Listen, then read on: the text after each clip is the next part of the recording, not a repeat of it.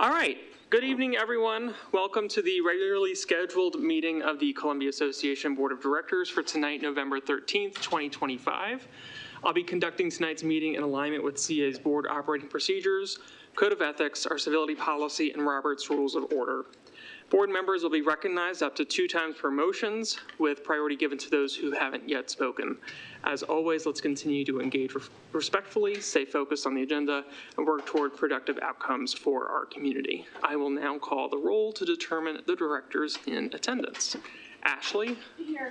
Bill? Here. Delilah? Here.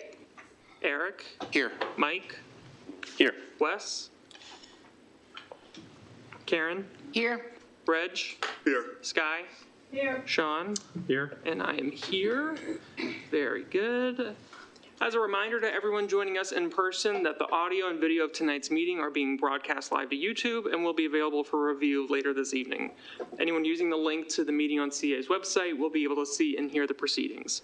If you haven't already, please silence any phones or other noise-making devices. And for board members, just a reminder to turn your mic on when speaking and off when not. Tonight's timekeeper will be Mike. Moving on to our second agenda item, the announcement of closed special meetings held to be held. The board just got out of one tonight on 11/13/25. All board members were present. Reg joined us at 6:34 p.m. Wes joined us virtually at 6:20. When we had the vote to close, all 8 members voted in favor. The first was Mike, second Ashley. The reason to close was under Section 11B-111 of the Homeowners Association Act subsection I for the discussion of matters pertaining to employees and personnel. And the purpose of the closed meeting was to conduct the CEO mid-year review. The time to close was at 6:51 p.m. Okie dokie. Moving on. Cool. Very good. All right, can we have a motion to approve the agenda? So moved. I heard the first from Reg. Is there a second? Second. From Ashley? Any discussion? Eric? Yes, I know when the agenda was first posted, our congresswoman was scheduled to speak tonight. I realize that Capitol Hill has certainly been very busy. Do you have a motion, Eric? Yeah, I've got a question. Do you have a motion? Yes, I or got to amend? No, I don't have a motion to Okay, amend yet. is there a motion to amend the agenda? I do have a motion to amend the agenda also. Okay. But my question is, when are we planning on rescheduling our congresswoman? What is the motion to the agenda, Eric? My motion to the agenda is to strike 8A because there's not much backup material on it, and it's for informational use only. There's no vote on it, so we could just get a report and save ourselves 45 minutes. So your motion is to strike 8A. Yes. Is there a second? I'll second that. Any discussion? Okay, we will go to a vote. Ashley? No. Bill? No. Delilah? No. Eric? Yes. Mike? No. What? No. Karen? Yes. Reg? No. Sky? No. And I will vote no. The motion fails. That's 7-2. We're back on the main motion, which is to approve the agenda. Are there any motions or any other points? Eric? I mean, is there a plan to reschedule? We're on the agenda for tonight. Okay. Is there an amendment for the agenda? All right, I'm going to call the question then. We are now on the main motion, which is the agenda. Ashley? Yes. Bill? It's the agenda as submitted, correct? Yes. Yes. Delilah? Yes. Eric? Now. Mike? Yes. Wes? Oh, sorry. Karen? Yes. Reg? Yes. Sky? Yes. And I will vote yes. That is 8 in favor, 1 opposed, 1 absent. The motion passes. Okay. That is the approval of the agenda. We will now go to the Lakefront Library presentation. Sean? Yes, so recently County Executive Ball had a press conference to announce the moving forward of the new Lakefront Library facility. So representatives from the county, Felix Fasheen, the Deputy Chief of Staff to County Executive Ball, and Tonya Akins, President and CEO of the Howard County Library System, are here to give a brief presentation on the project and answer any questions the board may have.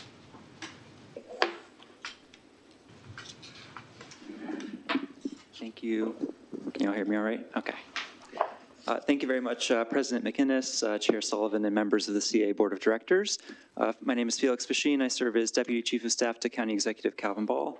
And I'm very pleased to join you tonight to provide a brief update on the Downtown Columbia Plan, including updates regarding the new Central Branch Library and the affordable housing in Downtown Columbia. I'm joined by President and CEO of the Howard County Library System, Tonya Akins, and we'll go through this quick presentation and then happy to take any questions from the Board of Directors. So just in the way of background, the Downtown Columbia Plan was adopted unanimously in 2010 as a 30-year master plan and an amendment to Howard County's general plan outlining the revitalization and redevelopment of downtown Columbia. The total plan covers approximately 6,000 units of residential housing, several million square feet of retail and commercial, and overall the revitalization of downtown Columbia through various transportation, arts and culture, and affordable housing improvements. In 2016, the downtown plan was amended to adopt the Downtown Columbia Development Rights and Responsibilities Agreement, which is referred to as the DRRA, as well as approve the Tax Increment Financing Plan, which we commonly refer to as the TIF. And the DRRA really set forth a new vision for affordable housing in downtown Columbia, calling for 900 units of affordable housing to be built throughout downtown during the course of the 30-year master plan. The DRRA also called for the advancement of several new public infrastructure projects in downtown that the original 2010 plan called for. These included an arts center, a new central library to replace the existing central library, a transit center, and a fire station to replace the Banneker Fire Station. And so since the Downtown Columbia Plan was first passed in 2010, really this has been about 20 years or so in the making, and we've implemented several major steps. Howard Hughes is the master developer of downtown, responsible for all the private development, but Howard County, working with the Howard County Housing Commission, with the Columbia Downtown Housing Corporation, and other partners are responsible for helping to facilitate affordable housing in downtown. And so we've not going to go through each of these steps, but made pretty measurable progress on a number of the goals of the downtown plan. And the next steps that we've identified are really advancing the new Central Branch Library and next affordable housing projects. And I'll turn over to Tonya. Thank you so much, Felix, and thank you again for the invitation and the opportunity to speak with you today and to share with the Columbia community. Can you hear me okay? No?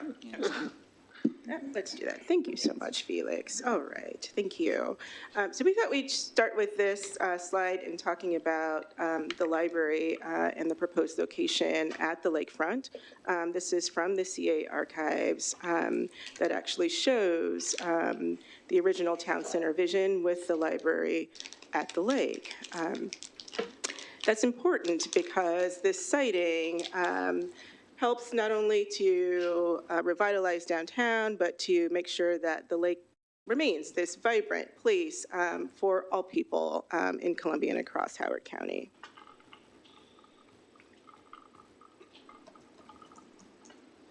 The new Central Library timeline. So the discussion of relocating the Central Library goes back to at least 2008 in talking about the library master plan and really looking at ample square footage for the library system. So Maryland State Library guidelines recommend 1 square foot per capita. In 2019, we refreshed our facilities master plan, and it was still calling for a new central library at about 100,000 square feet. Felix covered some of these points, so I won't go over them again. You saw that certainly in 2023 there was a proposal for the lakefront. We were directed by the county to go back and do some more work, engaging the community. The county executive's office did that work and continues to do that work, announced next steps this year, and with county council approval, we'll move forward in advancing the central library design, and hopefully with construction beginning in 2028.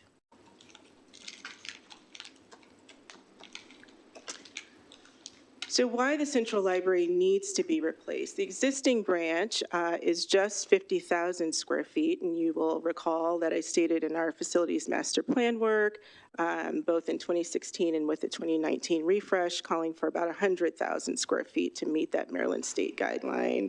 The Central Branch is constrained in many ways.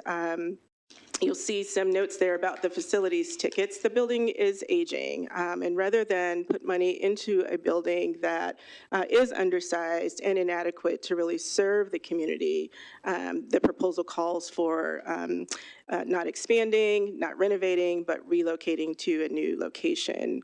One of the important things that we hear from the community often is that we are offering things across the community at other branches that we are not offering at the Central Branch, and that is true. The facility is just undersized. We have one community room there that doubles as a classroom space. Whereas if you were to visit an Elk Ridge branch or the Miller branch, you'll see, right, ample space to hold author events and other types of programming that we just aren't able to offer at the Central Branch. That said, the Central Branch continues to draw great foot traffic. It is one of the most visited branches in the Howard County Library System. It retains circulation just behind the Miller branch, so great activity is still happening there. You'll see there about the facilities tickets. It's an ongoing issue with building maintenance. More than 350 tickets in 2024 and climbing in 2025. So this is costly. In 2023, we unveiled this concept design, and I want to stress that this is high-level concept. We received some questions about specifics with regard to the interior, what types of amenities are going to be inside, how large are the meeting spaces. Those are things that have not been designed yet. Again, this is high-level concept. We are very committed to engaging the community, which we did in 2023. Did again in 2024 and 25, and will continue to do should this project advance. At that time, this design called for a parking garage that was on the back side of the library towards Little Patuxent Parkway. In this new proposed concept, that underground parking that would have been in the prior design is no longer needed.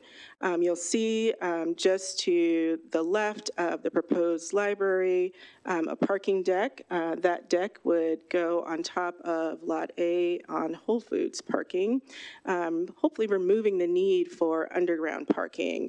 This is a big cost savings to the library design, and separates public and private parking, which is also something that we strove to do and were directed by the county to make sure that that happened. You can see the parking counts there. I'll stop there, and Felix is going to go over just a bit more information. Thank you, Tonya. And you may all be asking, why are we here tonight, right? One of the reasons is because this proposed library is going to be a neighbor to Columbia Association. We recognize that CA has tremendous public space available at the lake in downtown Columbia, the lakefront stage that hosts a variety of programming throughout the year. And we really view this Central Branch library located at the lake as a really exciting extension of that public space that is there now. And so in being a good future neighbor, we really wanted to engage the CA board early just to share this information, but hopefully to continue engaging Columbia Association throughout the process to make sure that this is a successful project for the county and also the community. And I will stress, these are conceptual designs still. And so the other piece that we've been asked a good bit is what has changed from 2023? And so I wanted to just walk you through a few key changes to the plan from 2 years ago. The first key one is really that Howard County is going to be purchasing the land in the lakefront and really managing this project from start to finish as the project manager. 2 years ago, the original proposal was that Howard Hughes would gift the land, they would manage the project and construct it, and the guidance that we've gotten both from the community and the county council has been that they want the county to really manage this project from start to finish. And so under this proposal, we would purchase land. We'd also conduct a competitive bidding and procurement process for design and construction of the library, which we think is another really important aspect of this. We still envision that the library would be consistent with an architecturally significant design that was presented 2 years ago. We want it to certainly be well integrated into lakefront, but it's going to go through that design process when we identify a firm. As Tonya mentioned, the parking arrangements were another key consideration.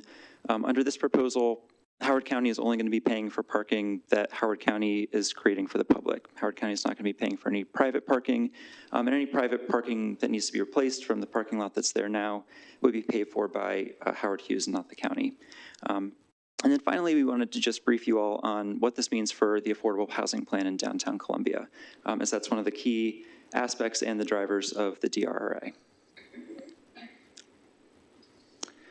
So as I mentioned earlier, the DRRA requires 900 affordable housing units in Howard County and in downtown Columbia specifically. 400 of those are units that are going to be built by Howard Hughes and integrated into their existing communities. About 52 of those are currently constructed and inhabited in the Meriwether District. 417 units are intended to be created by the Howard County Housing Commission, and those are low-income housing tax credit units. Those are generally available to households making up to 60% of the area median income. So for a family of 4, that's about $78,000 a year for that family. And so to date, we have about 158 units that are either built or under construction. Those include 52 units in the Meriwether District, 87 units that are under construction at the Performing Arts Center and Artist Flats, and then 19 Live Where You Work units. And so the largest step forward on our downtown housing plan so far has been the beginning of construction at the Performing Arts Center, which is at the current Toby's site, right in downtown Columbia. Once the ground floor of the Performing Arts Center is complete, there will be 174 mixed income housing units that are built on top by the Housing Commission, of which 50% will be affordable. And we're expecting that project to be fully complete in spring of 2029. The next two affordable housing projects in downtown Columbia that are envisioned are the Meriwether site and the existing library site. Both these sites were identified in the 2016 Affordable Housing Plan for downtown. The Meriwether site, we expect a range of 120 to 250 units of mixed income housing, of which 50% would be affordable.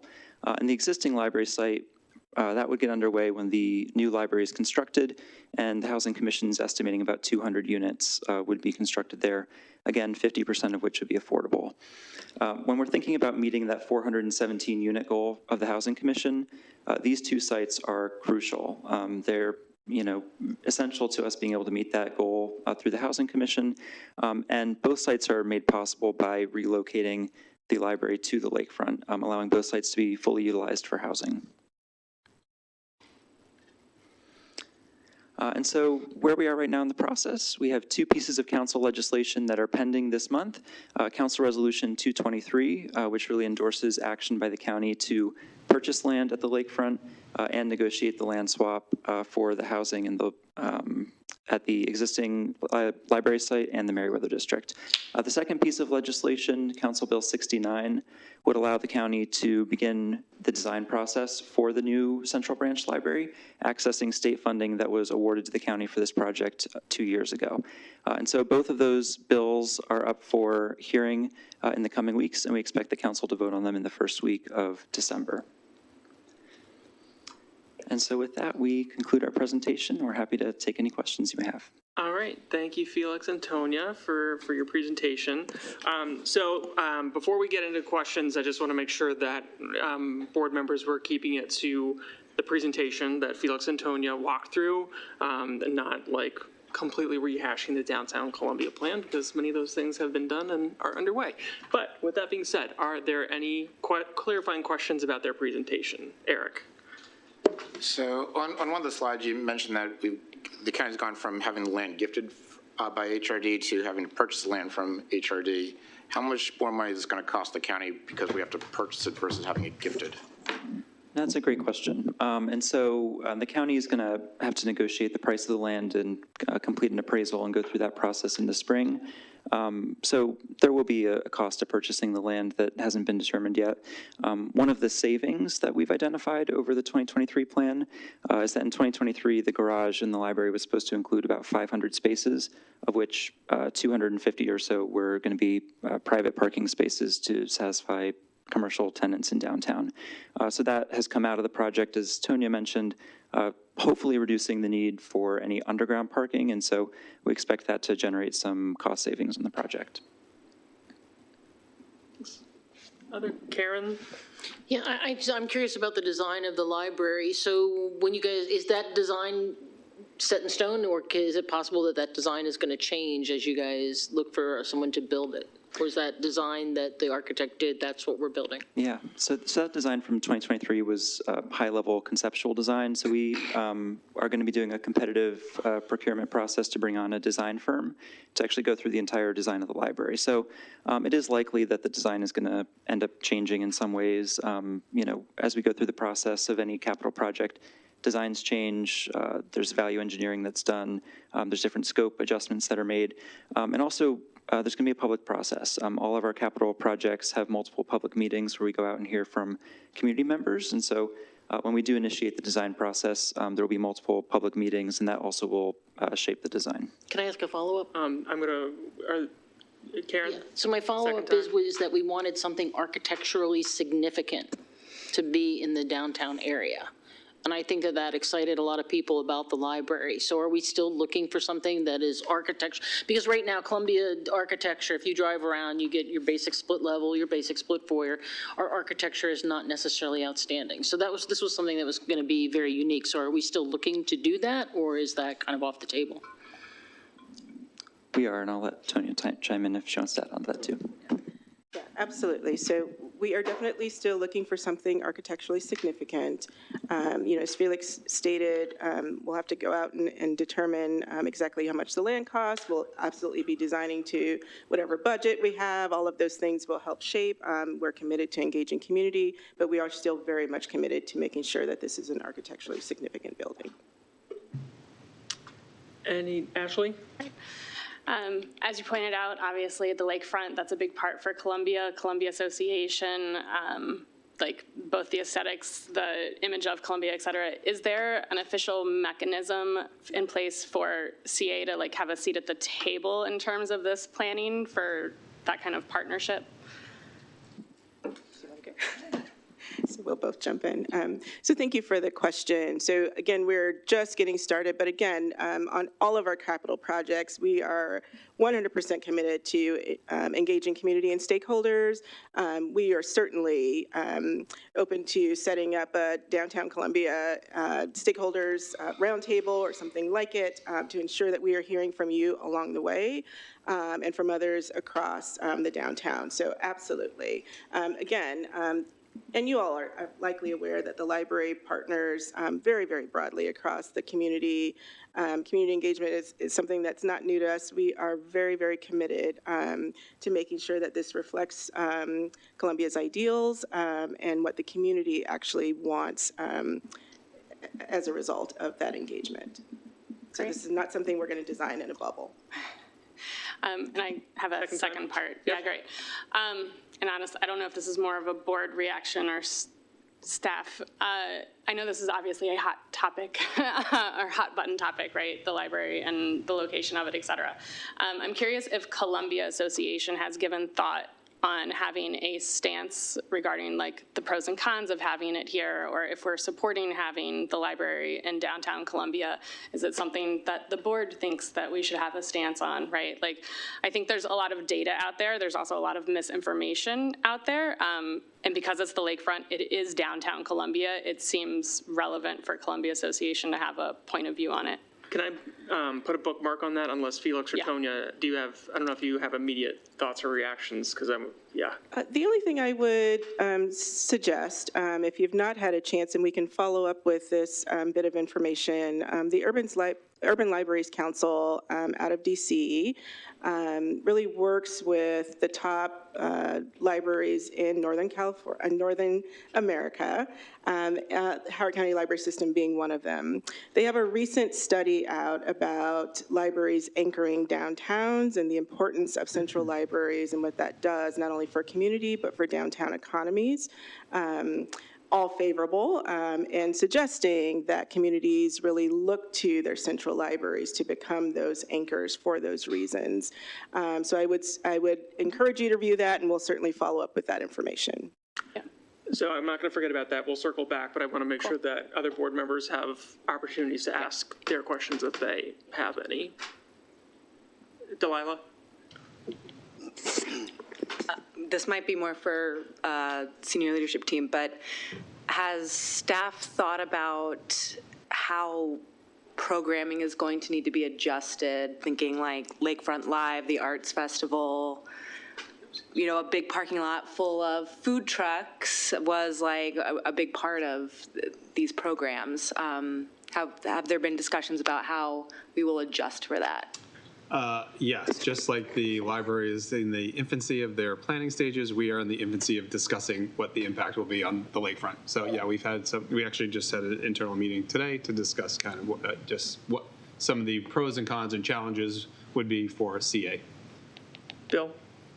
Yeah, thank you. One of the biggest places where cooperation can occur with this proposal and the Columbia Association is the availability of parking at the lakefront there. Given the proposed parking structure, two quick questions. Was the top level of that intended to be at grade with the sidewalk that's along Little Patuxent Parkway? There's an elevation change there, if you've gotten that far along. And then is there a net new number of parking spaces that you're aiming for, given that you're taking up two parking lot sites with the parking deck and the proposed library? If you could speak to that, that would be very helpful. Yeah, definitely. So the single-level parking deck on the parking lot in front of Whole Foods, I think that's the one you're referring to. Yeah, that would be very close to at grade with the sidewalk there. There's a pretty steep grade decline from LPP when you come into the Whole Foods lot. So that's expected to be at grade. There needs to be some more engineering work, and that would be a Howard Hughes project that they facilitate. We have not yet determined the total net new parking spaces that would be added, but we, at least in the preliminary phase, are looking at about 250 net new parking spaces at the lakefront. Most of those would be within a garage structure in the library itself, but the final parking ratio that's required for that building will depend on the total number of square footage of the library and other analyses that are done during peak parking demand. Understood, thanks. Mike? I mostly want to echo what Ashley was saying, that I think it's really important for CA to have a seat at the table, and something you said, Tonya, kind of, be honest, alarmed me a little bit, where you say, oh, libraries can really anchor downtown, and just, from my perspective, right now, CA anchors that downtown, and I see a huge building coming in. I want to avoid CA becoming the backyard of a massive new library, right? And so I know there's ways that can be addressed, and like Ashley said, just making sure that CA has a seat at the table, both in the design and going forward with how it's operated going forward, I think is really important to make sure that, hey, this complements what CA has built there, and it doesn't consume what CA has built there. Delilah highlighted, hey, there's the food trucks, right? That's going to have some impact on our things. Seeing a huge building going in there when so much of what happens at the lakefront is, music and movies, making sure that we're taking acoustics into account when that design is happening, so that we don't get an echo off there and, we kind of ruin the concerts that happen there. So just a lot of pragmatic, practical things that is really important. And if we can get public bathrooms available for people and we can get rid of those porta pots, that would be awesome. No, thank you so much for that. So yes, again, we are not looking to displace anything that is happening at the lakefront. Rather, we are looking to be a partner in it and to help, again, all of Columbia shine with this new library. So we, again, there's room at the table. Thank you so much for just the remarks around acoustics and some of those things. Again, those are the types of comments and feedback we'd be looking to hear so that we're making sure that the design team takes all of that into account. When we partner now with Merriweather or at Lakefest, quite frankly. We're very familiar, we're in conversation. We've had some conversations with Ian and Dave around this already, and we'll continue to have those conversations. We want to make sure that this elevates and does not detract, so absolutely committed to that. Second time, Bill. Hey, just for reference for everybody here, what is on the current final development plan for that parcel? If this doesn't get built, what is authorized to be built there at this time? Yeah, I think the downtown Columbia plan envisioned that it would be a private development by Howard Hughes, a mixture of commercial and residential, probably. 15-story condo? Yeah, I think I've heard that. That's no actually plans were submitted. that's what's on that plan. Yeah. Thank you. Mike, second time. Yeah, I just want to throw out another concern I had that's kind of beyond the design and more in the operations, right? When I see that beautiful terraced design, one concern I have, just like projecting into the future, is that, hey, come Lakefest, or especially come July 4th, that there gets a big velvet rope thrown up in front of that, and it costs like $200 to get a premium seat to observe from, like, just making sure that I'm worried about that long term, that the county viewing that as fundraiser opportunities instead of truly being open to the public. Yeah, I'll speak first, then if you have anything to add to that, Felix, I welcome it. The library, of course, is not a money-making industry. We would still be committed to that. While our Friends of the Library holds fundraisers, there's never going to be a time where we are part of putting barriers in place for our community. We're all about dismantling them so that people have access to the fullness of community. So you have our commitment there, and certainly something like that would be under the purview of the Board of Trustees. I want to be mindful of time, and I do want to circle back to what Ashley brought up. Sky, Reg, Wes? No? Nothing yet. Okay. So I want to circle back to Sean, but more so reminding folks that we have a Board Operation Committee meeting Monday. What would be helpful for staff right now, if anything at all? I think, going back to Ashley's point about asking, can you say it, Ashley, because you said it eloquently? It seems reasonable for Columbia Association to have a point of view on having the library downtown, kind of the pros and cons, or specifically what it is supporting about it. And I think it would be better for staff to come up with that than 10 individual board members. So maybe if it's reasonable for something, maybe the BOC considers that if staff had information that they could share with the board about kind of where we're at with CA, how we're thinking about this, and kind of pros, cons, agnostic. We can certainly do that. I think, a lot of that's been discussed here already. We can pull together some others. I mean, it's really like they're saying it's in its infancy of the design, so it's hard to really comment about pros and cons until we see like a final design or even just a preliminary design. But we can certainly come back and document some concerns, some opportunities that would both affect the lakefront for the library and for CA, and there's a lot of synergy there, but there's just some questions as well. So we can certainly do that. We can talk about that at BOC when you want us to come back. Yeah. So I'm thinking that we defer this to the BOC if that is Definitely. agreeable. Okay. Eric, I have you recorded as twice unless it's a clarifying question. as I've only spoken once on this. Oh, you're right. I'm reading my tallies wrong. Go ahead, sorry. But, and this question might have already been asked, but just to clarify, like, are there any specific inputs you would want from this organization? Definitely. I would say some of the comments that have already been made about how this relates to programming that Columbia Association does at the lakefront, how the project is integrated into Columbia Association's land down there. And then during the process, certainly very close collaboration on construction. We know construction is an uncomfortable process whenever a new building comes online. And so we certainly want to be in close collaboration and communication during the construction timeline. And so really, I think, we're at the point where we're open to very broad feedback at this early stage, and that'll get more detailed and more specific as we progress through the design process. Very good. Perfect timing. Nice. All right. Well, thank you, Felix and Tonya, for coming out tonight and giving this presentation. It's much appreciated. So, very good. Thank you. Thank you very much. Do we need a minute to just transition to RSO or? No, we have a Columbia update. We Oh, can do that sorry, while we can- while we transition. Excellent. Thank you. Columbia update, Sean. Sorry. We have a few short videos to show. The first is CA's first day of dance that took place at the lakefront in late September. We celebrated cultures from around the globe with music, movement, and multicultural cuisine. The event was topped off with a performance by Abba Diop in the Yermandi family. I can't believe I got that out. That's impressive. Produced by the Meriwether Arts and Culture Center, MAC.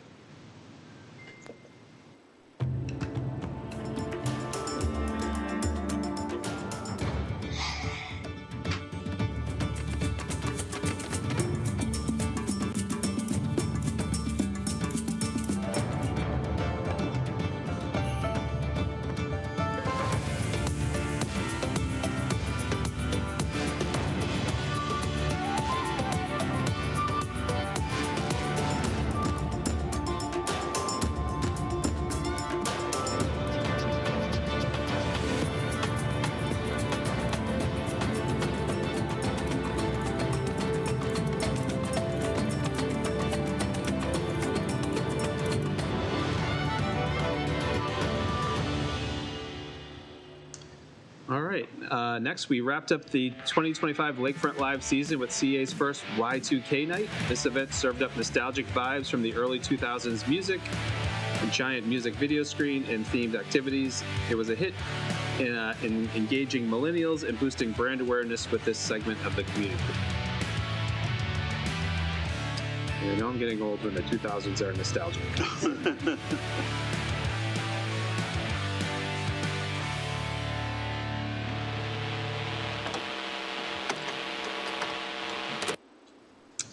All right, and finally, CA's Spooky Spirit was on full display this Halloween.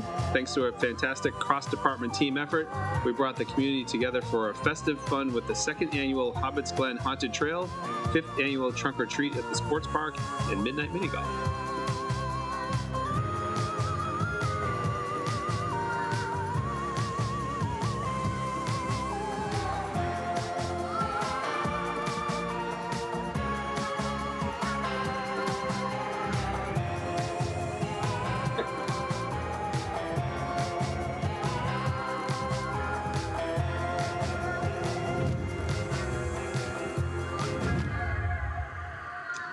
And that's all. Very good. Thank you, Sean. All right, now we're at RSO. We'll now move to resident speak out. As shared previously, this time is for residents to offer constructive, respectful input on the issues before the board. I ask that everyone follow our code of business conduct and civility policy. Personal attacks, defamatory remarks, and discriminatory language will not be tolerated. Speakers who violate these expectations may be asked to stop, forfeit their time, and could face restrictions at future meetings. Thank you for helping us maintain a space for productive and respectful conversation. And lastly, we ask that all speakers to please submit your comments through the resident speak out form on CA's websites. Our first speaker is Bob Dover. Bob? Test, test. Oh, yes. Test, test. Can you? Perfect. Thank you. Good evening. I'm speaking tonight on the subject of your natural resources management plan. I appreciate that you're holding a public meeting for residents interested in CA's watershed program for this on December 11th, and I'll certainly be attending. However, I find it unfortunate that CA chose to hold this meeting at the same time as a regular board meeting, meaning that none of you will be able to hear the residents' concerns.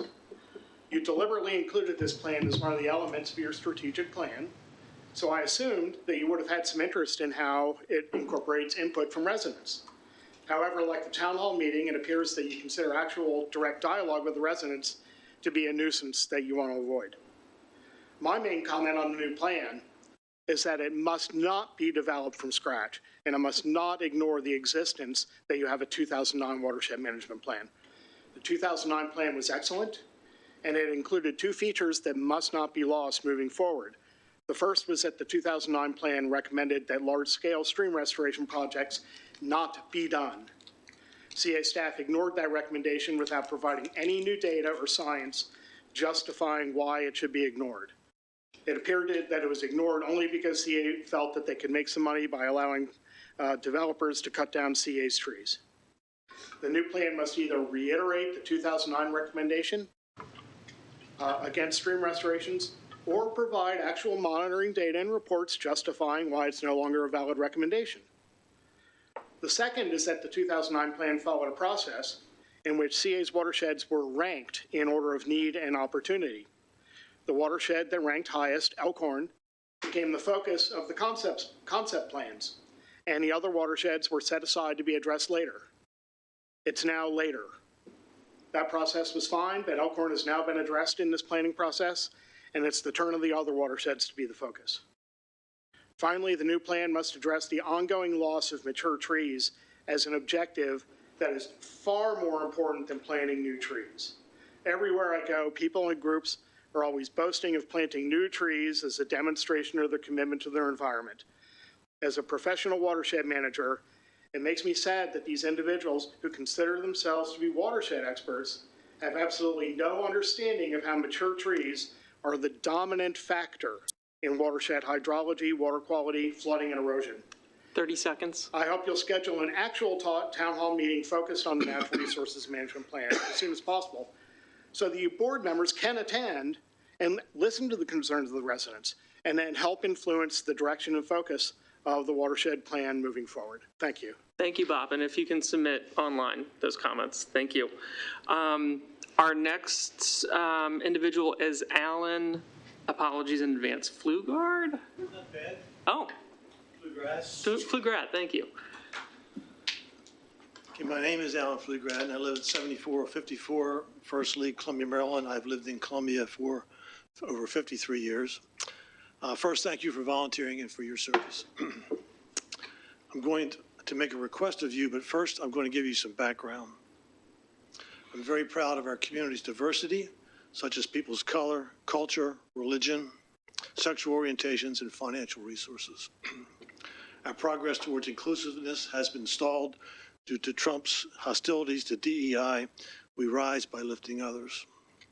Today, while I represent myself, I am in partnership with the No Kings Indivisible Signs of Solidarity program, and I have a request of you relating to the way we treat our immigrant neighbors and friends. Many immigrants work and live right in our neighborhoods. They are hardworking, tax-paying, with beautiful children. Some were volunteering with me in Columbia and Howard County. I'm a second-generation Germanic immigrant, and I'm pretty sure my grandfather was undocumented.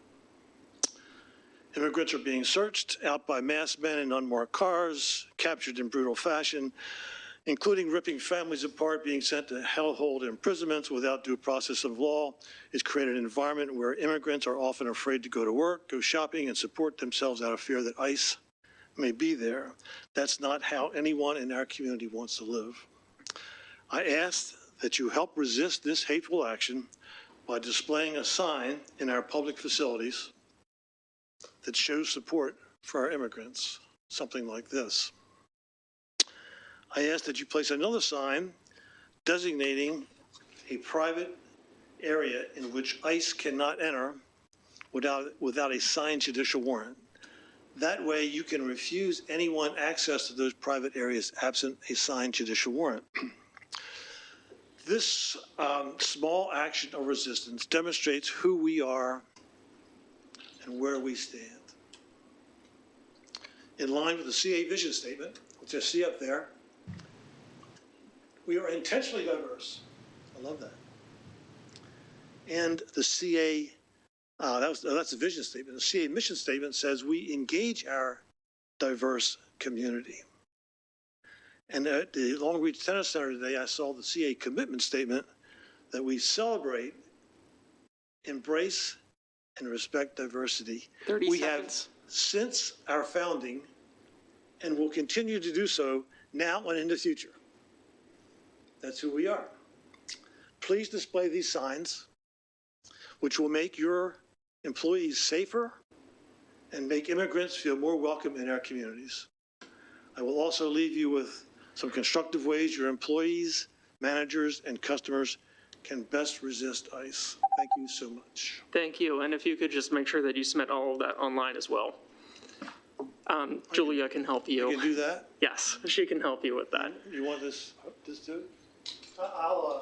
I can handle that. Okay, very good. Thank you so much. All right, very good. That concludes Resident Speak Out for tonight. We're moving on to item 7, which is our consent agenda. Are there any objections to the consent agenda items? Hearing none, the consent agenda stands. The draft minutes from October 23rd stand approved. I'm actually going to suggest that we take a brief recess so that we can reset and we can get ready for new business. So I think, let's say 5 of 8, we will reconvene then. Okay. Cool.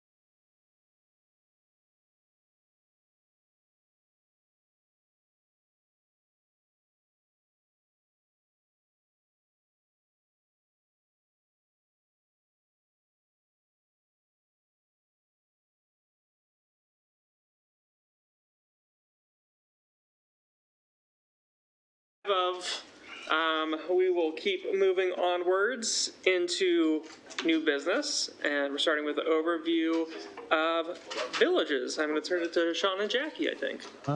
Yes, so Jackie Tooma is here to give her annual update on the villages, and she does a great job every year, but here she is again.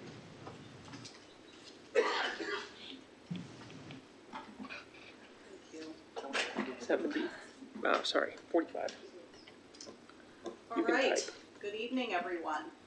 Tonight's presentation is an overview of the village community associations. Let me see here, we're already on the wrong slide. Okay. And focusing largely on the funding relationship between CA and the villages. A substantial amount of the village's financial support does come from CA. And as stewards of the annual charge, it is important to understand that relationship from both a governance and a financial perspective. We typically present this overview in the fall because that's when the prior fiscal year's financial results from the villages is available and can be compiled, but it's also timely because and relevant as you are currently in discussion about CA's strategic priorities. So what we are going to talk about, I'm going to begin with a brief review of village governance, which is the foundation, actually, of the mechanics of the funding structure, and then an overview of financial data, trends, and some metrics.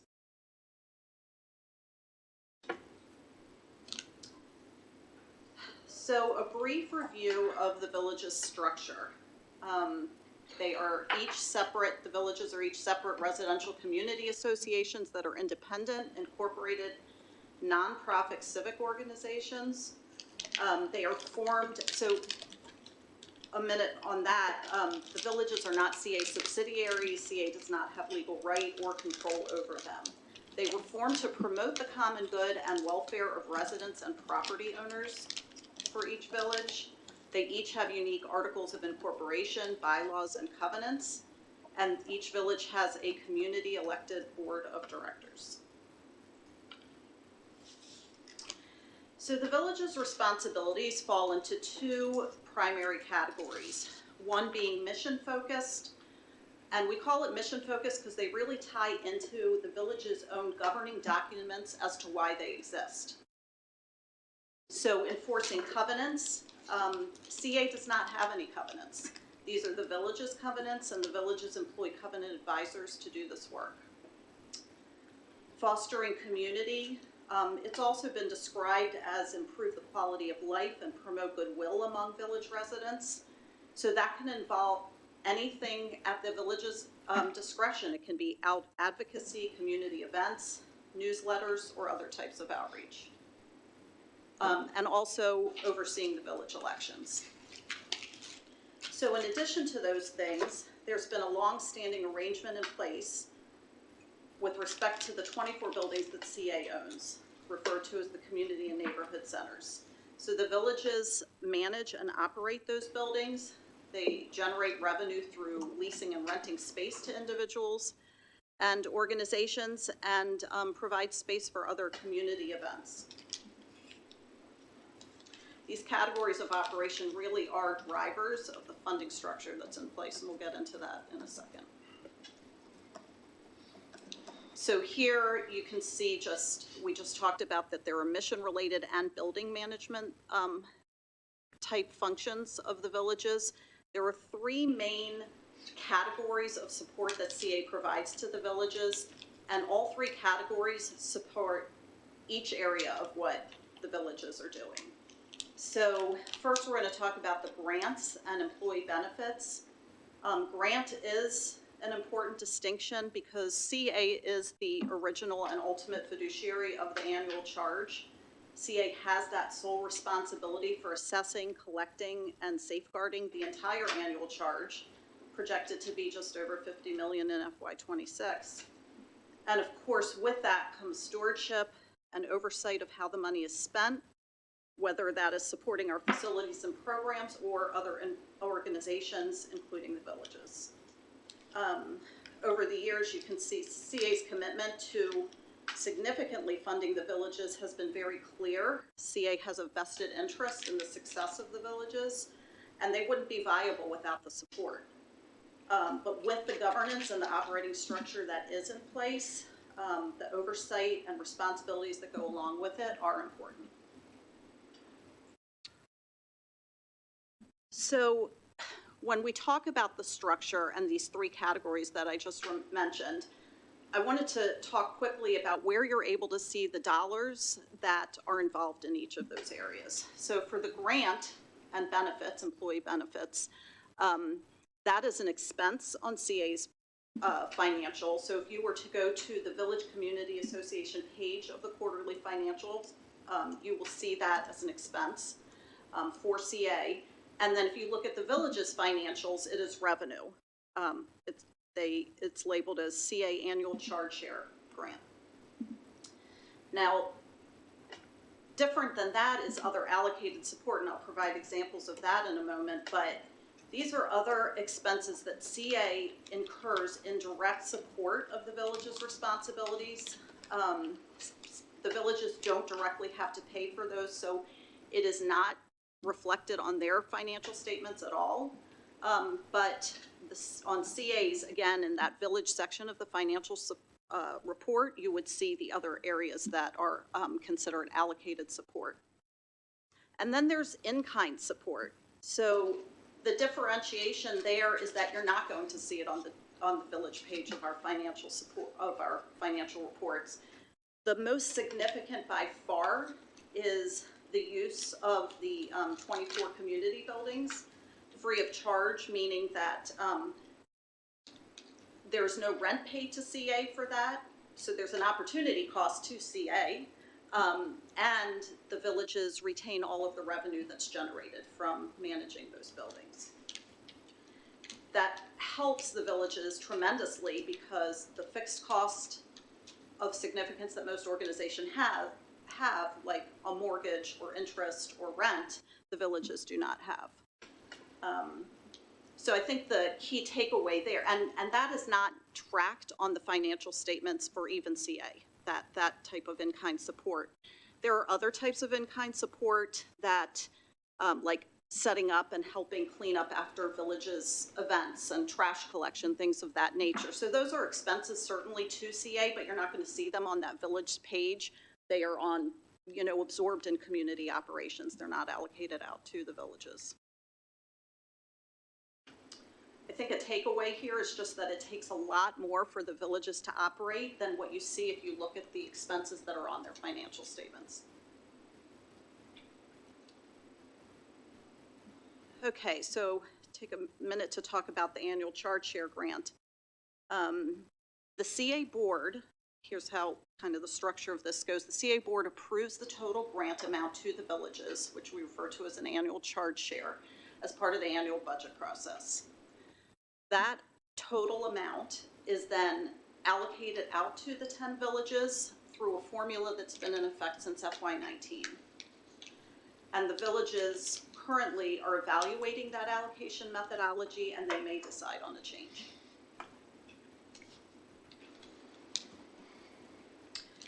So the way that it works right now and how it has been functioning is important because it really is intended to cover all of the village's mission-related functions that I had just mentioned, and then defray a portion of the costs that are associated with managing the buildings, such as a portion of janitorial expenses, utilities, repairs, and maintenance that they are responsible for. So in order to cover the mission-specific piece, that's 70% of what the villages are receiving, at 70% of the grant, and that's intentional because the mission-specific responsibilities of the villages, they can't generate very much money there on their own to cover those costs, so they rely heavily on getting that through the grant. So there's a flat amount that is given to equally to all of the villages to employ a full-time manager, and then also cover a number of operating expenses. This is all an equal amount to each village, actually, to cover a portion of their fees, operating and business expenses, D&O insurance, printing, a little bit of furniture and fixtures. The other categories, covenant enforcement, communication and special events, or however they want to have that engagement and advocacy, and building management, are dependent on things such as covenant enforcement. Well, how many properties do they have to enforce? Communication and special events, that advocacy and engagement is based on population, and then building management based on leasable square footage. What's important to know here is that how the villages manage that revenue, though, is up to them. They do not have to use it in line with this. They can have a special event every month and spend more than what's allocated. They could have no special events. That is all at their discretion. They each have their own business practices. You know, similarly, on the building management side, the buildings are very unique, and the ability to generate revenue can vary significantly, which ultimately can impact what each village can provide to its residents.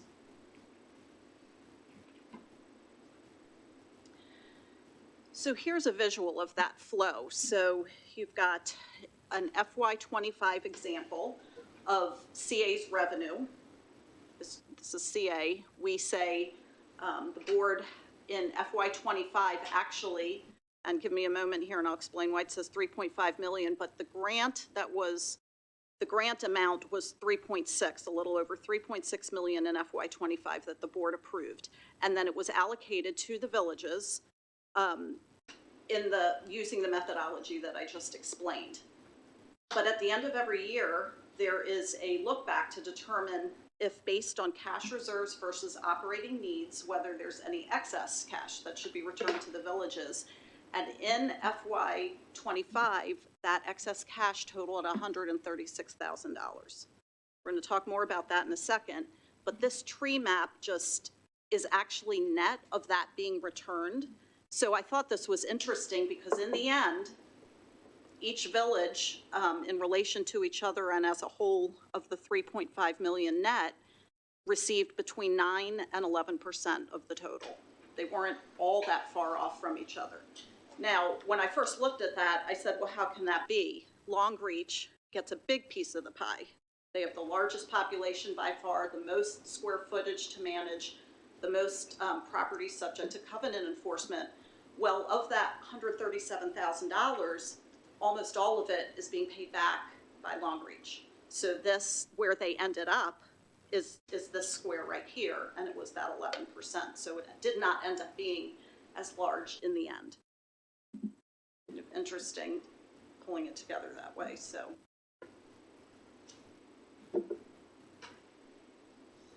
Oops. Okay, so the excess cash reserves. CA does not require the villages to retain any cash reserves or any kind of minimum. That's up to each village and its board. But there is an annual retrospective look, as I said, to determine whether cash significantly exceeds upcoming needs. And of course, any cash that's returned is being reinvested back into the villages. So in keeping with strong governance and good stewardship, in a grant agreement, that's certainly how it works, that there would be this retrospective analysis of whether cash does far exceed the village's needs, because it's a grant, it's not a revenue sharing agreement. And it needs, but with that, the grant does need to cover what the villages need to operate. You might wonder, okay, well, how can a village even have cash reserves if they have to turn a portion of it back? And the answer there, and I'll just keep it super high level, is that the way the calculation works is that the majority of the village's cash at the end of the year is excluded from the calculation. It's carved out, and then it's just a small, less than half of what they have is subject to it. And then it has to be, it goes on from there, but that allows for a lot of cash reserves should they need it.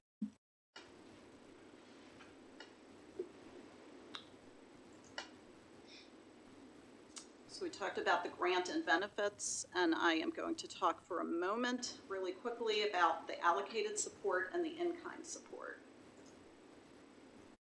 So the allocated support Again, this is what I'm talking about here. You will see on the village page of the CA's financial reports, and these are CA's costs that are incurred in direct support of the village responsibilities. I say that because you could say that everything that CA does and everything that we spend money on is benefiting one or more of the villages.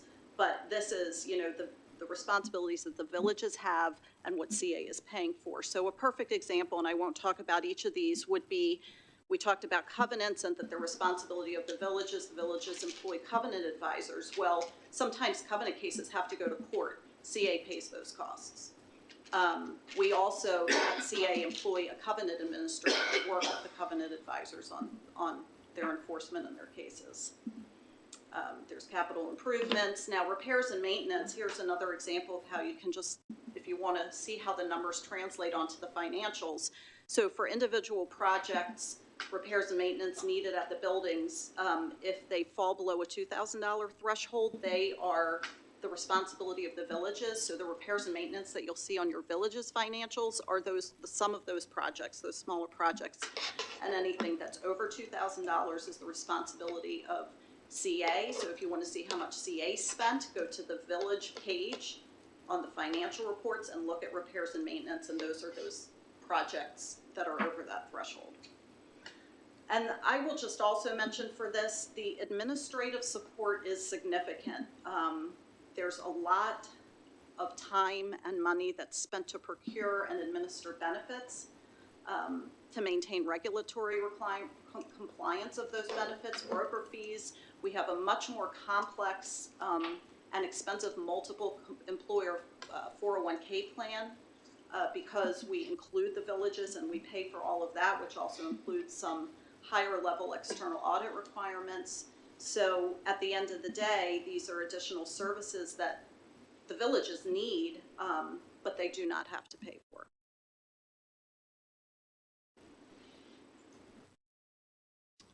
So in-kind support, so this is another interesting kind of newer talking point. We talk about that the use of the buildings is, you know, a significant benefit to the villages.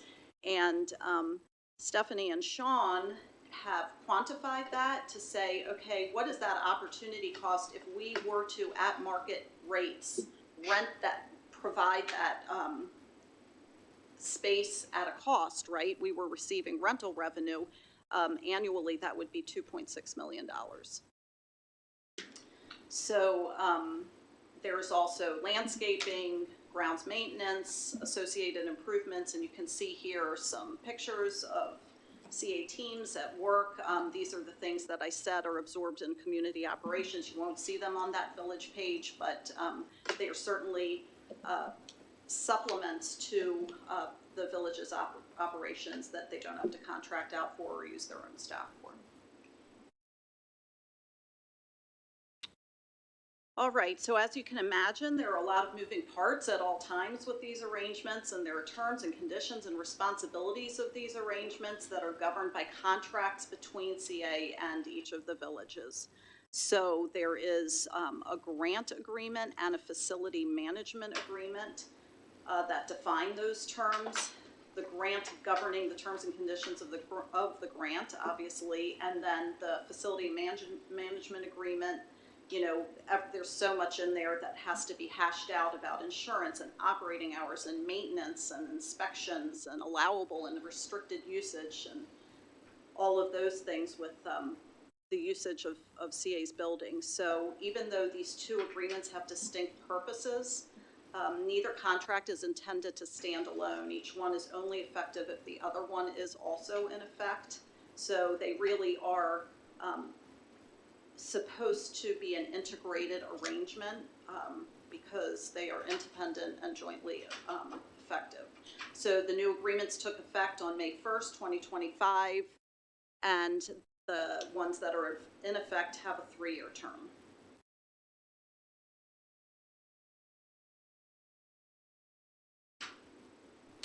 So other key terms that are effective as of May 1, because these were new contracts, we took the opportunity to just make sure that we're continuing to be good stewards and balance sufficient funding with that strong financial stewardship.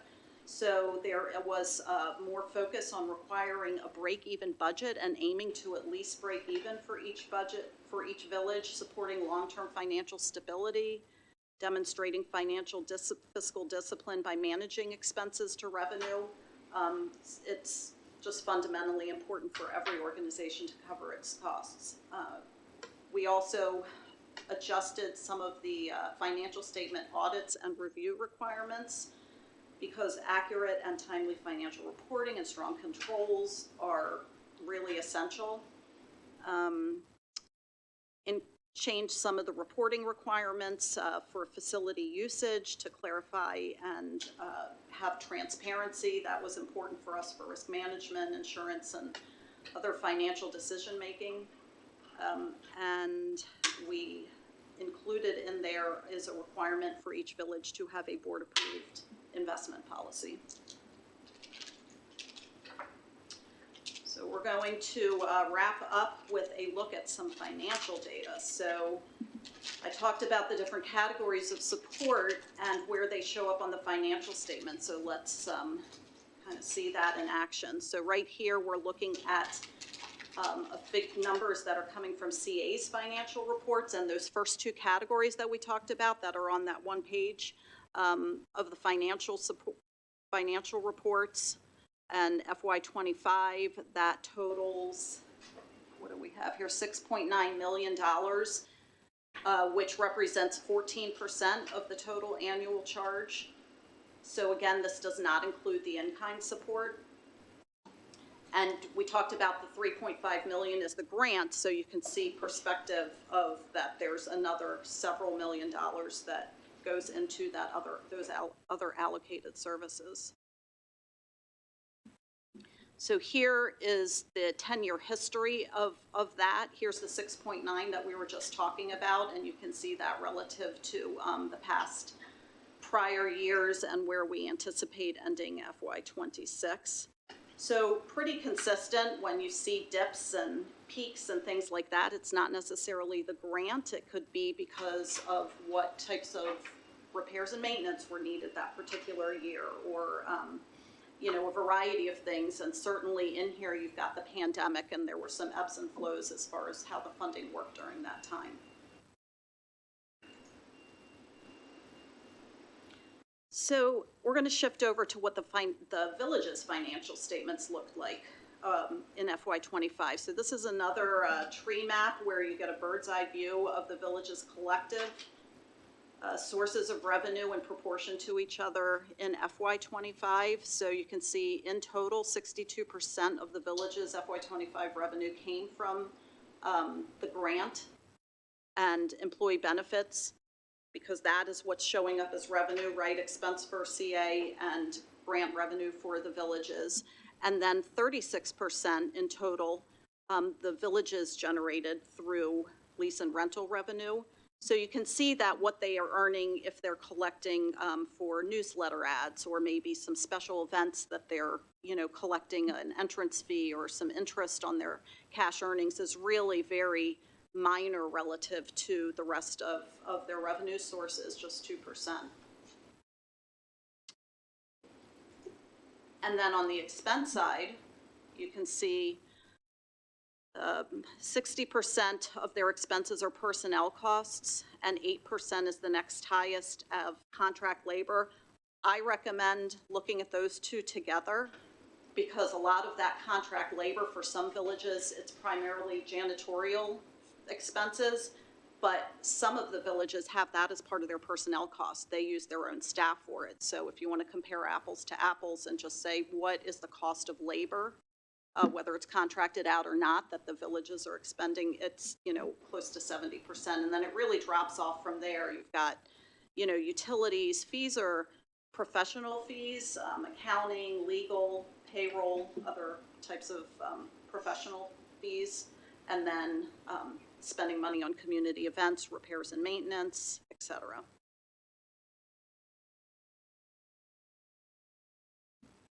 Just another look from the village's financial statements at their revenue and looking at the grant and benefits piece compared to the revenue, the 38% that's generated through the villages.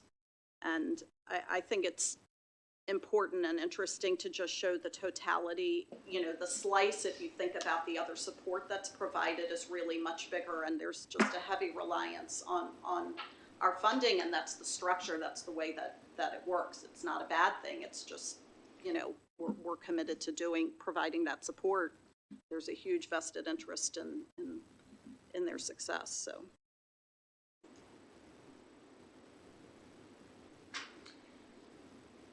So here, I've only got 2 more slides. Just looking again, now we're looking at villages. How did they look? How did their balance sheets look? Their total cash. So this is FY19 through FY25 cash balances. And for some perspective, this orange line going across is what portion of that cash ended up being subject to the excess cash repayment and ended up being repaid. So remember, I talked about the 137,000 this year, 136 of which was Long Reach. So here's that 137, that orange dot here, and that was just 2 villages. So I also have, for what was repaid, how many villages actually did repay.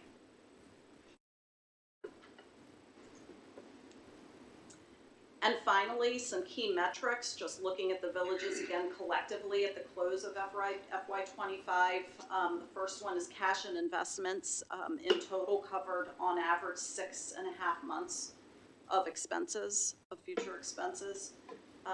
The next one is really looking at working capital, which is their cash, their short-term assets, but net of any obligations that they have, right? So what reserves do they have? Because yes, they have this cash, it covers 6.5 months of expenses, but they have obligations, they have bills to pay, they have payroll, they have security deposits that are part of that isn't really theirs. They have, you know, they're holding it for lessees.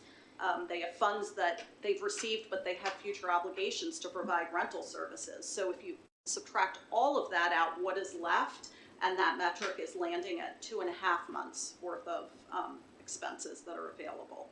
And then the current ratio, which is a common measure of whether an organization does have the funds to cover its obligations over the next year, and you want to generally be able to see something that is at least 1.0, which is achieved there as well. So these are good indicators. And they're ultimately, you know, things that hopefully the villages look at and look at their own trends individually to gain insights and for boards to ask questions. And, you know, what the exact right numbers here are really depends on the type of business, the stability of revenue streams, and things of that nature. So fortunately, the villages have reliable funding sources and manageable expenses and exposure. So I will share the presentation. I just wanted you to have some context first. It's going to include 2 attachments should you want to dive into the detail of what does that look like village by village. So don't get afraid when you see it. Behind these slides will be a lot of numbers. I want to mention 2 things should you decide to dive into the numbers. FY25, both Long Reach and Town Center's operations were pretty significantly impacted due to construction. So just something to take into consideration. And also, if you try to reconcile certain numbers, there is a timing difference between, for excess cash, when it is recognized by the villages as a reduction of their grant, and when CA recognizes it, which is the following year, as a reduction of their expense, their grant expense. Probably won't be on your radar, but I felt like it's important to mention. And so what you'll end up seeing is an attachment A, which is the history of, on CA's financials, that page I was talking about, right, where we've got the grant, and you'll be able to see that history, then that direct and allocated support that is tracked, and then a little bit about the in-kind support that comes as well. We talked about those things, and, you know, again, this 2.6 million is that opportunity cost that is strictly informational. And then beware. You'll get this. Oh, my. Yeah, you'll get, wait, this is not even you'll get this. Should you want to look side by side at all of the village's financials and then be able to see the breakdown of any of the metrics, cash balances by village, that'll all be there as well. That's all I've got. Very good. Thank you, Jackie. You're welcome. Shonda, do you have anything else? No, Jackie covered it all. Very good. All right, just a time check so that folks are aware. We've got about 15 minutes and change for this, but I will open the floor. Ashley? Thank you for sharing all of this. I have a feeling I'll be following up just individually. I'm going to breeze through some questions because they're all kind of related. I'm curious if the excess cash reserve policy has changed in the past 6 years, mostly because I know a lot of the sentiment that we heard around the last budget cycle is a request for restoring villages to what they used to be before COVID, that they haven't been restored fully in terms of what they were receiving. I think more a percentage, obviously, as opposed to the actual dollar amount, since that has increased over years. I was curious if there's a limit to the investments that the villages can have. For instance, if they have excess cash, can they invest it in something that's long-term? And then for the money that is returned, is there a specific directive with it? Is it invested back into that particular village? For instance, if Long Reach returned $100,000, is the money used specifically towards Long Reach, or is it villages in general? Yep. So there has been any changes that we've had to the excess cash reserves calculation have actually allowed the villages to retain more funds before returning it. I think that it might be commingling a different comment where the villages have said the grant that we got in the first place hasn't been restored to pre-COVID levels. And the only thing I can really say to that is that COVID was a reset for every organization in this world. And so what we did is, in an abundance of caution during the pandemic years, really waived essentially the majority of any cash that they would have to pay back and let them hold on to it. Cash soared to unprecedented levels. We have a $17 million term loan balance, right? We have to keep that in mind, and the villages have over $3 million of cash. So, but we had them hold on to it, and then we had to kind of level set once COVID was behind us and we went into our new normal to continue on with funding in our new operating environment. So, so as far as how the villages invest their cash, there are no restrictions on that. What we have asked, because of the amount of cash that they are managing, is that they each have their own investment policy just to guide that decision making. And then as far as whether it's reinvested in something specific for that village, that is something that did take place for a period of 2 years. I can't remember which years. It was maybe shortly after the pandemic, but that is no longer. It is, I would say it's reinvested in the villages just when you look at the different types of support that CA is providing, because what comes back doesn't even start to cover that. But no, that not any longer. Yeah. Eric? So what is the assumption for the annual charge share grant going into the FY27 budget?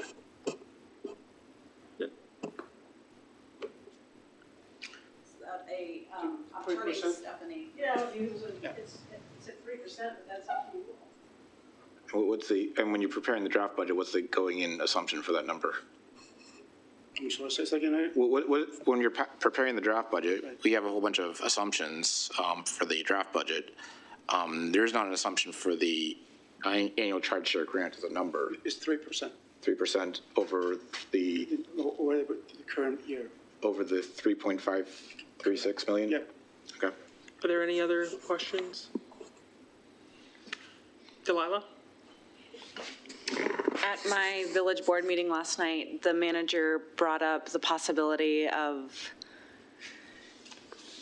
they had a manager at a different village provided them all with different formulas, and my impression was that the formulas were created by a village manager and not by CA. Is that a correct assumption? Yeah, okay.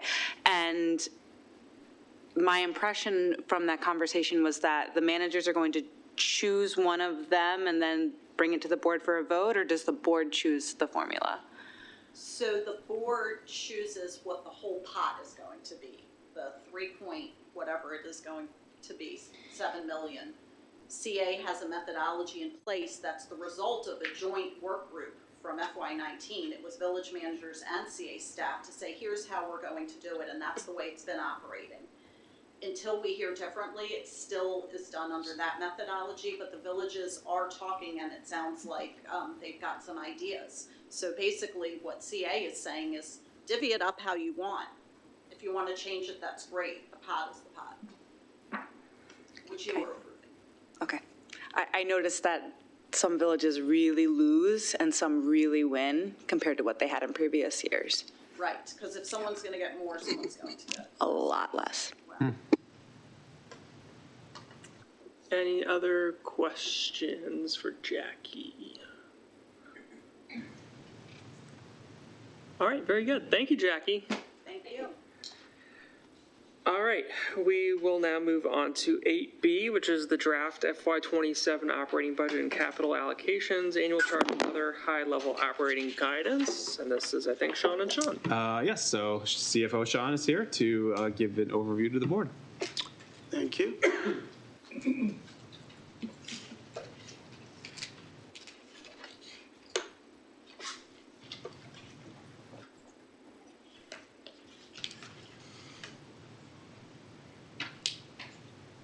Thank you. This is the same content in the PowerPoint as in the memo that's in your packet. So the first slide is really just reminding the board that this is what we voted on the 23rd.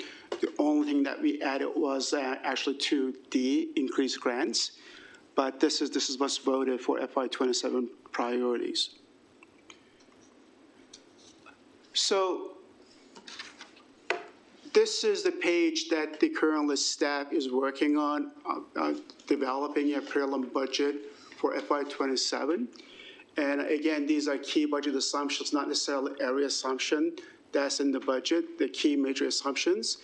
And that being is the 68 cents. The annual charge rate, again, this is the same as in prior year, no change from prior years.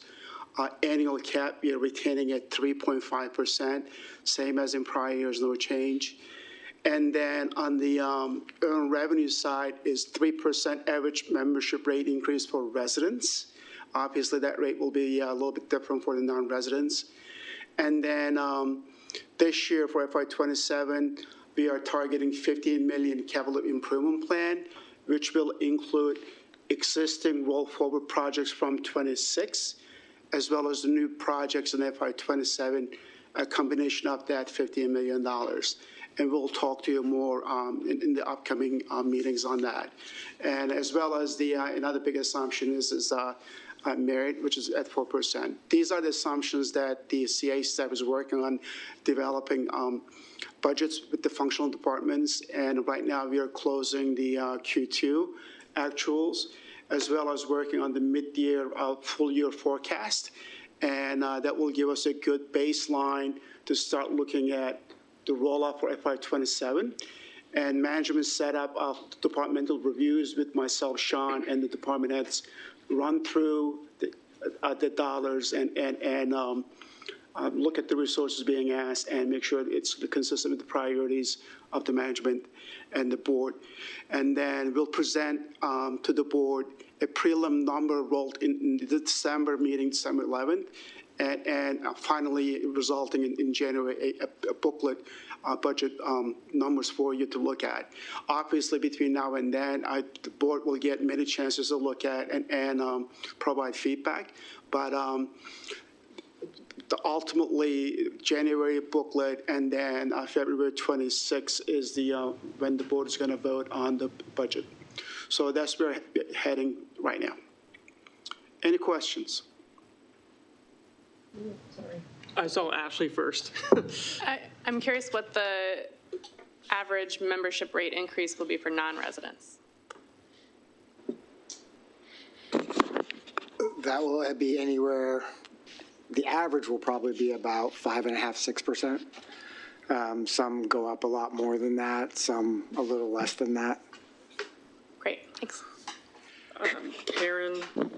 Yeah, I have a question about the merit increase. This is the first time that's been shared with us. Is that just the pool? Is that pretty much the same as it's been in all the years prior, or is this an increase in the merit? No, this is the same as last year. It was 4%, and then this year is 4% again. And there's a lot of data points that I looked at before we come up with the forecast.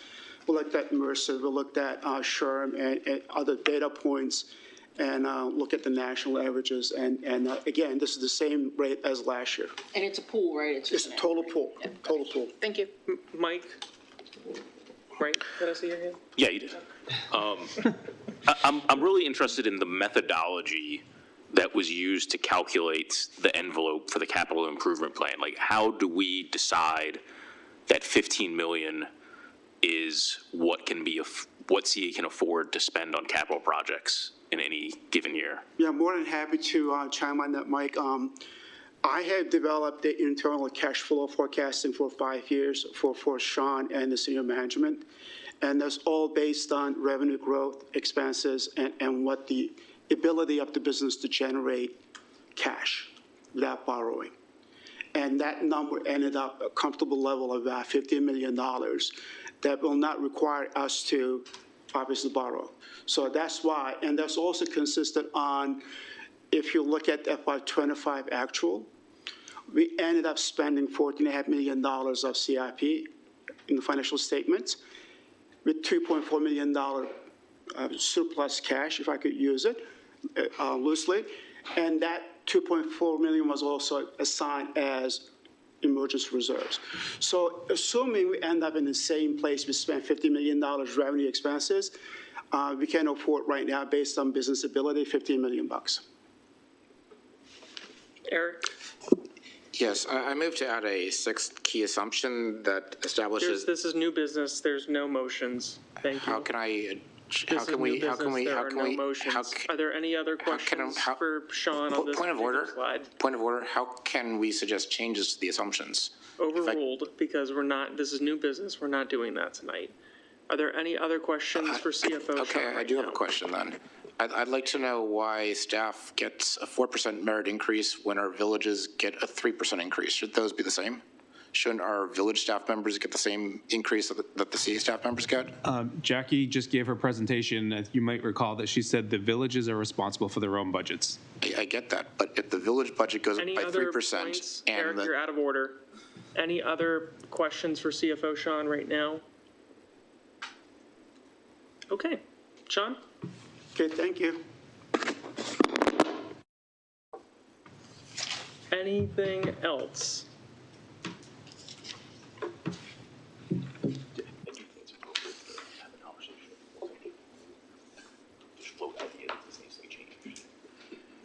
We can have a conversation about, we're not taking a vote, but if there are folks that want to have a conversation about the assumptions, that's fine, but we're not going to have a vote because this is new business. Well, you cut me off from having a conversation. All right, Eric, would you like to chime in? Yes, Okay. Again, I'll restate, I think the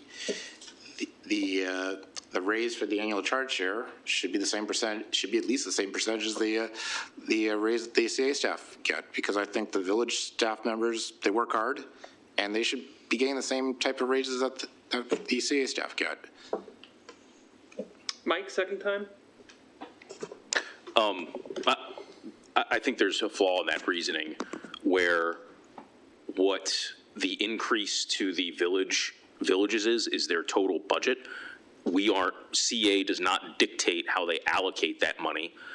And so if they want to give their employees a merit increase of something else, that's up to them. And you're making a faulty assumption that CA's own revenue is even keeping up with that, and that we're not having to make trade-offs in order to provide that merit increase for CA's employees. So it is a false, I don't know how many terms he has, but it is a false comparison to compare the top-level grant to a village to a specific line item in the budget. Eric, would you like your second turn? Yeah, it's not a false equivalent. I mean, the staff expenses are the biggest part of any budget, as we all know, and those can only go up with the revenue that the villages receive. So if the revenue that the villages receive, and most of the revenue, or majority of the revenue, comes from the annual charge share grant, which is a percentage of the money that the residents pay through the annual charge, if that is lagging, if that's lagging at 3% or less every year, it's financially impossible for the village staff to get raises that exceed that. It just, those numbers are not going to work long term. Maybe in a year, in any given year, you could get it to work, but over the long term, it's just not going to work. The revenue that the villages get is going to match those COLAs. I mean, the COLAs can't exceed the revenue increase that the villages get long term. It's just not going to work.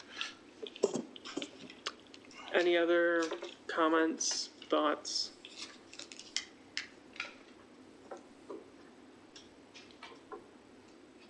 All right, very good.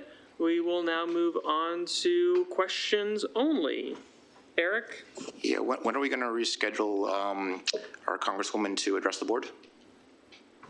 I think that can be addressed during the board operations committee. Thanks. Any other questions? Bill? The lake dredging continues. Do we have an update on how we're doing on schedule and Lake Kittamaqundi specifically? Jeremy can speak to that. Sure, Bill. It is on schedule. They're about 50% complete. About 10,000 cubic yards of sediment have been removed as of a few days ago. All right, and just a quick follow-up, the work for the county on the sewer line adjacent to Lake Kittamaqundi, has that started? They completed their bridge across the stream, just downstream of the dam at Lake Kitt last week, so they are starting their work as we speak. Okay, great. Thank you. Yep. I appreciate it. Anything else for questions only? I actually had a question for John about CB 59 and 60. Can you just, so it passed, the one passed, right? The 60 passed with amendments. One, can you just walk through that a little bit? And two, I'm assuming that there's nothing that's impacting anything with like, because it's about people and homeowners and how they relate to their tenure here. Is that? Yeah, I mean, the one that failed was the one to extend the tax break indefinitely as opposed to a limit for 8 years, which would have been nice for me, but they didn't pass it. It would have, it conceivably would have effect on our revenues because people who get that deduction or reduction can apply to CA to reduce their annual charge. So I don't know the numbers of people who do. I can tell you I do, or I did, but it could have an effect. I'm not sure how significant it is, but it could have effect on our revenue and reduce those slightly. Yeah. Susan gave us a number last year. I can't remember what it was. Anything else for questions only? Eric, second time? Motion to adjourn? No, I have chair remarks. Thanks. Close. Ashley? I don't know if this counts as a question or a new topic, but can we consider what the fellow from Resident Speak Out came to talk about with posting, just in terms of like no trespassing and et cetera, for it to be a safe space for all residents here? Yes, so I will review his information with council, and if there's something we can do, we'll bring it to the board to get their kind of. Got it. I was curious what the process would be, and I'm sure it would have to go through marketing too, so, thanks. All right, proposed new topics. again, BOC's coming up, and like I said, I actually do have remarks this evening. So earlier this week, we observed Veterans Day. I want to take a moment to acknowledge and thank our board members who have served in the armed forces. I feel like we're almost at half, or a little less than that. And I also want to thank our many CA staff who have served as well. We appreciate your service and your continued contributions to our community. And again, while we have our Q3 Board Operations Committee meeting on the 24th, this is our last regularly scheduled board meeting before Thanksgiving, so I want to take a moment to express my appreciation on behalf of the board for the hard work and dedication of our senior leadership team and staff across the organization. Your commitment to this community shows every day, and we're grateful for all that you do. So thank you to staff. Now, with that said, is there a motion to adjourn? Second. Any opposition?